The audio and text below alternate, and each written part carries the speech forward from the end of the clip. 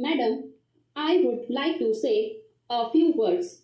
It was not my intention to speak on this bill at all, but having listened to the speech of the Honorable Minister towards the end of his reply, I am rather provoked, shall I say frankly, to say a word or two about the policy of the government in the matter.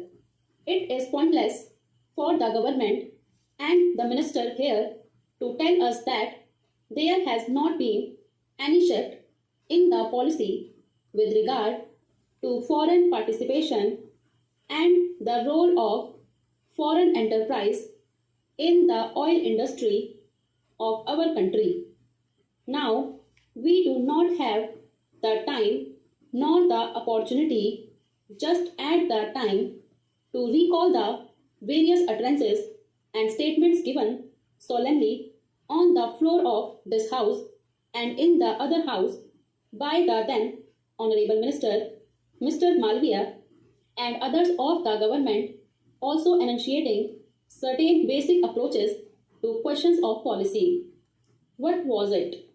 In the first place, it was decided after a lot of groping in the dark in the earlier stages that as far as the oil industry was concerned, it should be from now on developed entirely in the public sector, and a beginning was made by exploration and the setting up of refineries with the cooperation of friendly countries like Romania.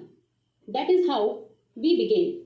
You will remember, Madam Vice Chairman, as other members in this house will remember that when the Burma Shell and the Indian Oil Company demanded full expansion of their installed capacity, the demand was first sought to be entertained by certain elements in the government, but ultimately the government did not sanction even the expansion of the installed capacity by those concerns.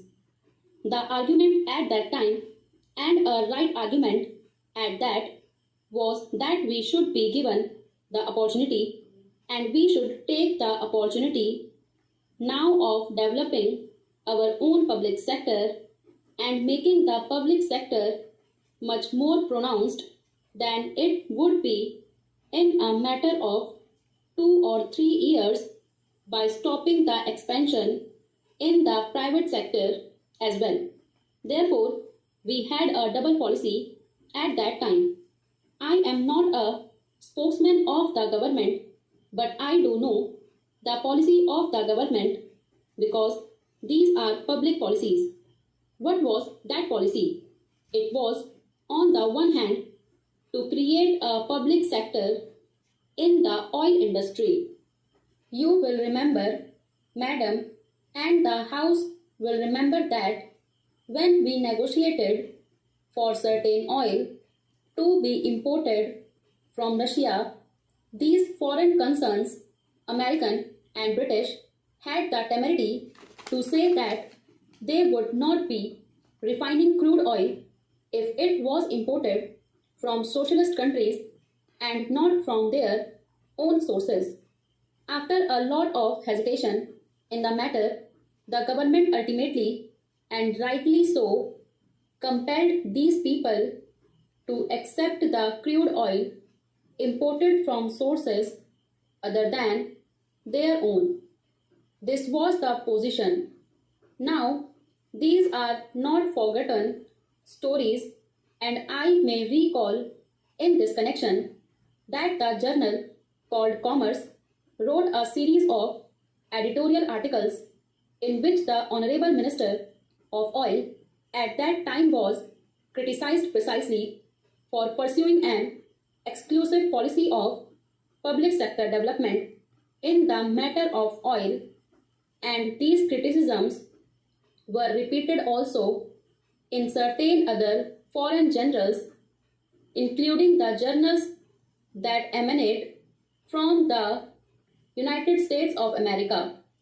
It is also well known that at that time Mr. B.K. Nehru was approached by certain elements in the USA, and following that, a New York paper wrote a certain article saying that Mr. B.K. Nehru's visit to India would be helpful in getting the oil policy of Mr. Malviya resolved in the direction in which the Americans would like.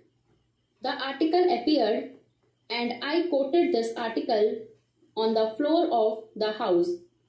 If you would read also other economic journals, you would find that a great debate continued for months and months with regard to what should be the oil policy of the government, and in that debate, up to the time I am referring to, the government clearly asserted that oil should be developed exclusively in the public sector in all its stages, especially in refining and exploration. We took certain steps. That is how such developments have taken place. The mentality of foreign equity participation was not there. Had it been so, we would not have had the fine refining centers in our country. We would not have been developing our industry in the way we have done in the course of the past few years. Now that vigorous policy was pursued, although we would have liked it to be much more vigorous than actually it was, then what happened? Systematic pressures were brought to bear upon the government in order to compromise this policy to make the government resile from the position that it had taken. In that connection, you will remember, sir, that the Sahani Committee made a report with regard to the operations of the foreign oil concerns.